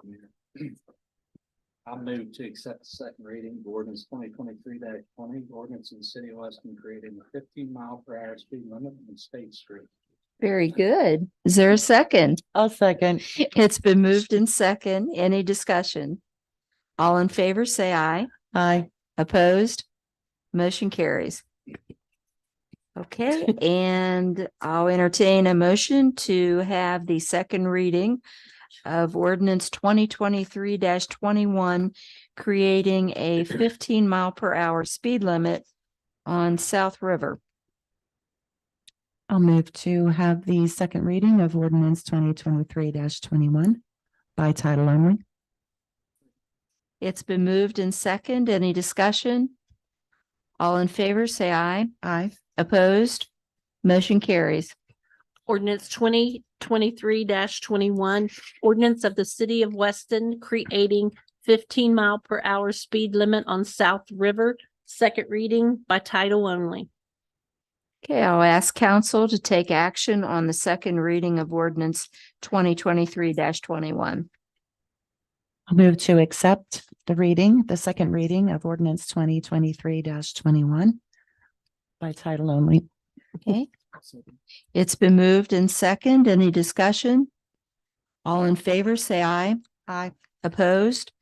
Motion carries. Okay, next under new business, Veterans Day Parade, November 11th, 2023, starting at 10:30 a.m. And that application calls for action. I'll move to approve. Second. We have a motion and a second to approve the Veterans Day Parade permit. All in favor, say aye. Opposed? Motion carries.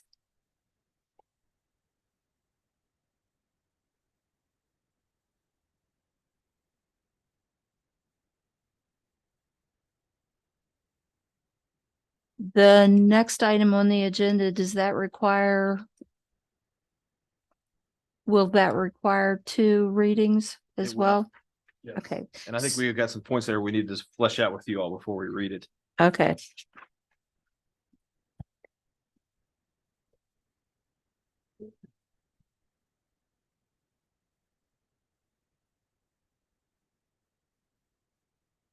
Yeah, you want to talk about it?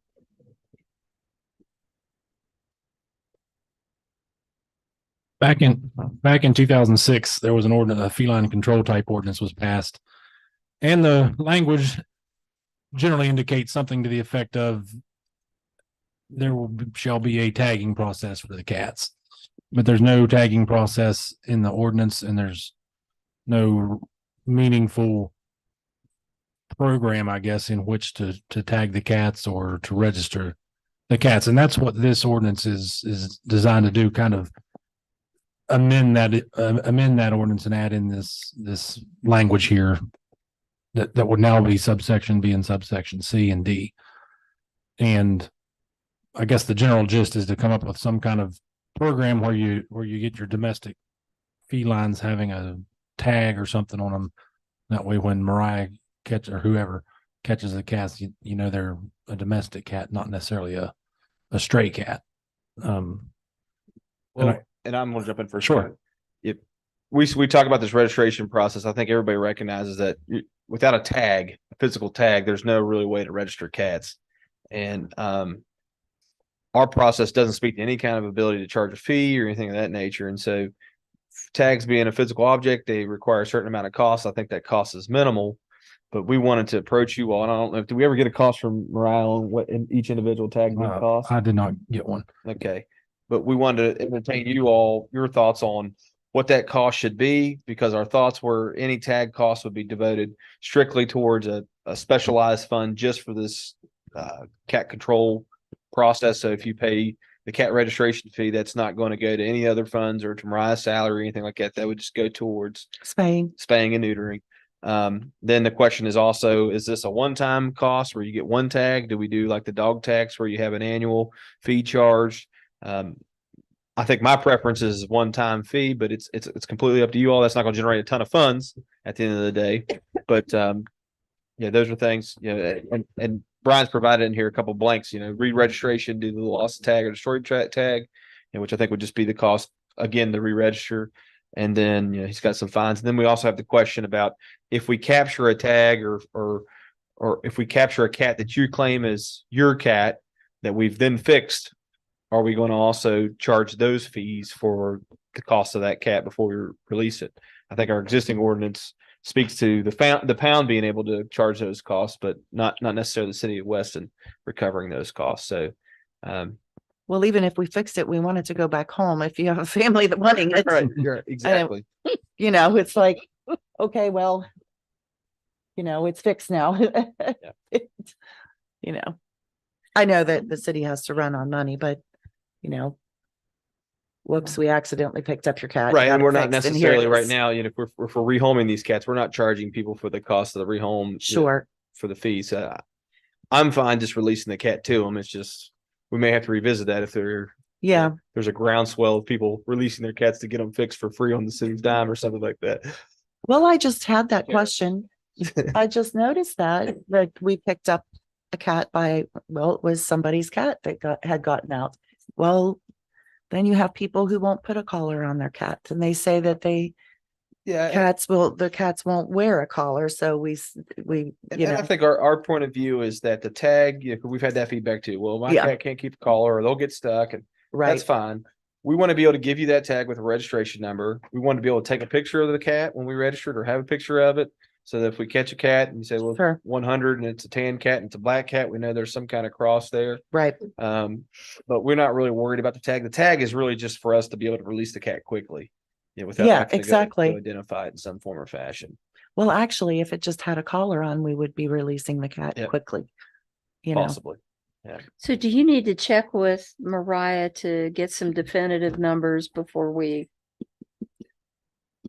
What do you guys feel is an appropriate fee for that? I would have no idea, honestly. $25. I'm doing the math for my 4 cats. So it's funny. Nobody's saying it. Huh? $100. Your dog It doesn't dog matter to fee me. annually is $6. Well, we can't help that. I know, but that's just for comparison. In my mind, I was thinking $5. That was the number I had. I was way off. Okay, Yeah. but it's whatever you guys. And if you want it to be annual, I have no problem with that either. Do you want us to think about it and revisit, get some more information, talk with Mariah, get her So, opinion? Yeah. Because she's the one dealing with. We just want to be able to move on this relatively quickly, just so we get the process up and going with our trapping. So that's You need it to Okay. you don't need it to trap though. no, it's just helps out with the call. Sure. So I'll entertain a motion to table ordinance 2023-22. I'll move the table. Thank you. Second. Awesome. Okay, it's been moved in second. Any discussion? All in favor, say aye. Aye. Opposed? Motion carries. Next, cruiser policy, police mileage policy. This is largely a personnel question. Would we like to move this to the end and have a quick executive session to chat about this? Would that be kosher, you think? But I can also give a little bit of background on it. We currently have a policy where I think it's after 25 nautical miles that we charge our police officers a rate based on the IRS mileage. And it's not the total IRS mileage, but it takes into account those fees that make up that IRS mileage.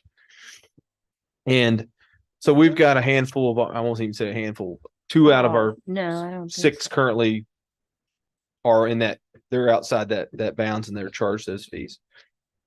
They have been charged those fees? Yep. And they're 'Cause every I paycheck. thought we created, there was a hardship thing where, Well, that's how we declared that we were going to do that. Is that our previous police policy was that you had to live within 25 nautical miles or you couldn't be a police officer with the Weston Police Department. We said, due to the hardship, we were going to create an exemption from that policy to say that, yeah, outside of that, you would be charged per mile charge calculated, in addition to whatever's outside that 25 miles. That people have done that. We've done that, and it hasn't been an issue. But we're currently engaged with an arms race with police departments around the state. Whitehall has recently, I think, advertised for what, $54,000 starting out for police officers in Whitehall, which is within driving distance of Weston.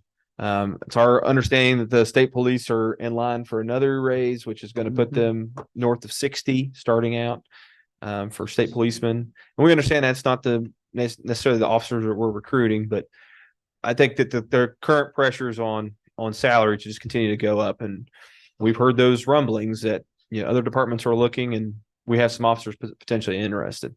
So this was one way within our budget as currently constituted that we could take that pressure off from a pay standpoint for these 2 officers to allow them to recoup what was budgeted, what they've been promoted into as a cost, and not withhold that from their salary and not really see a cost to the city per se outside of the increased maintenance of the vehicles.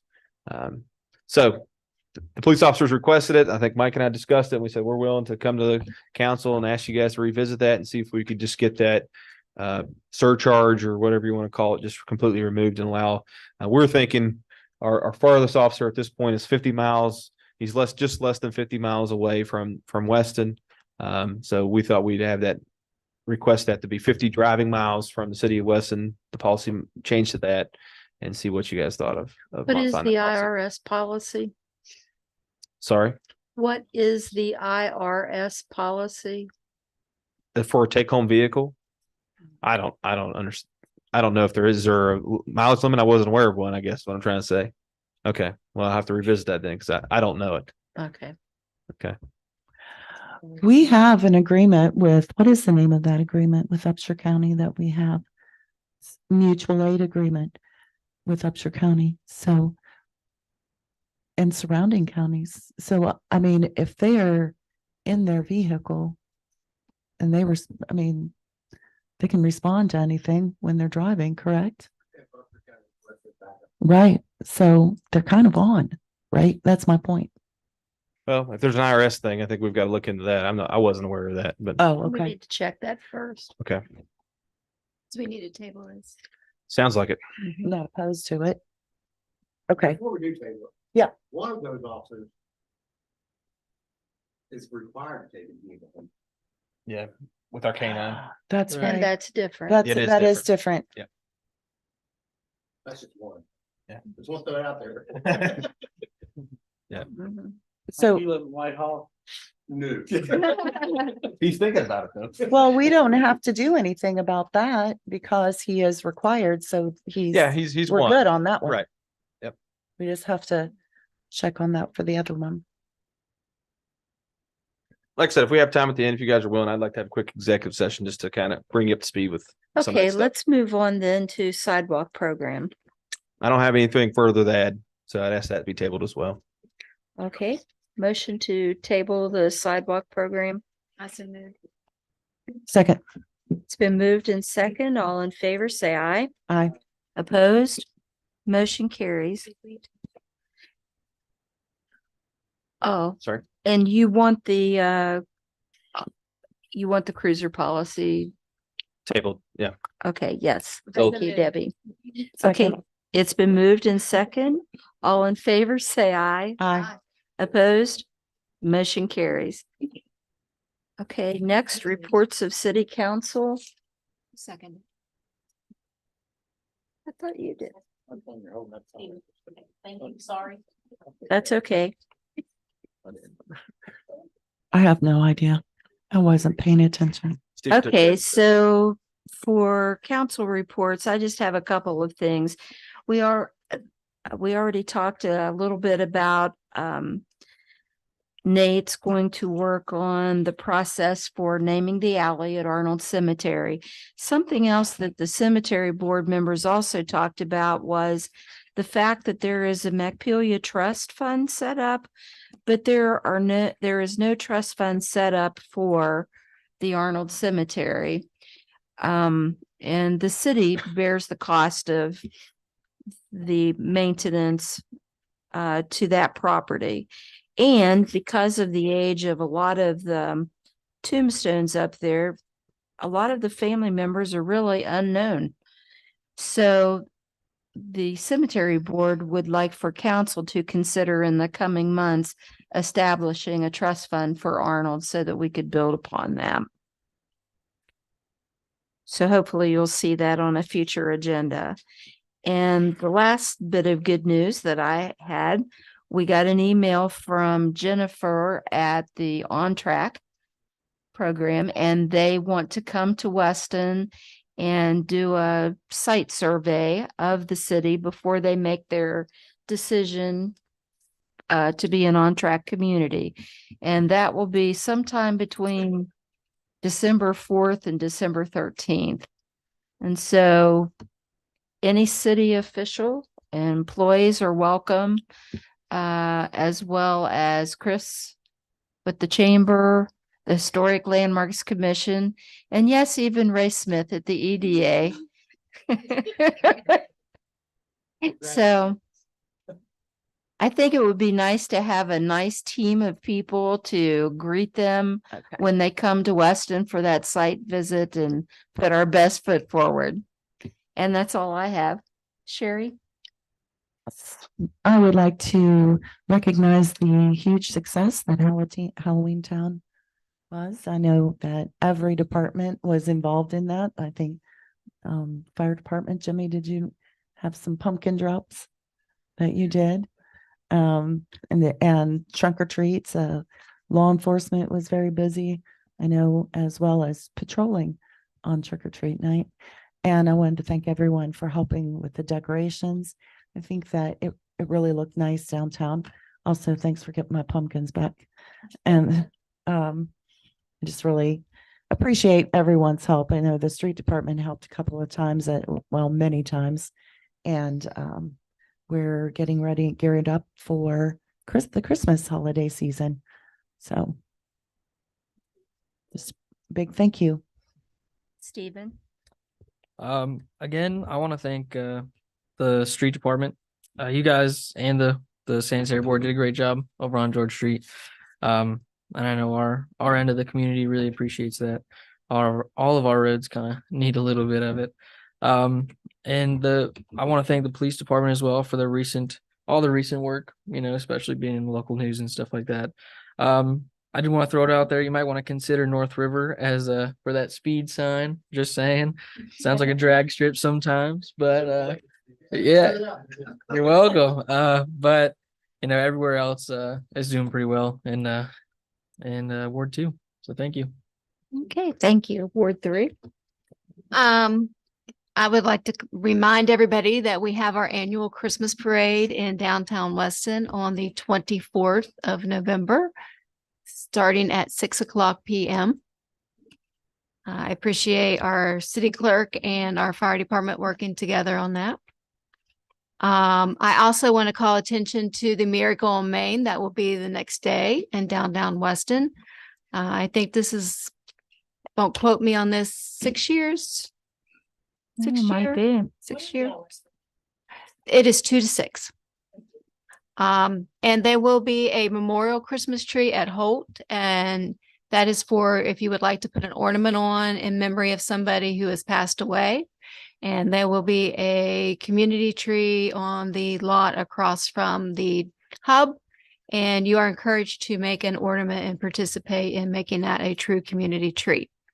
I'd like to thank our city staff for all their work that they do, our city manager, our city attorney, the clerk. But what I would really like to leave you on as soon as I get my phone up here is this Saturday is Veterans Day.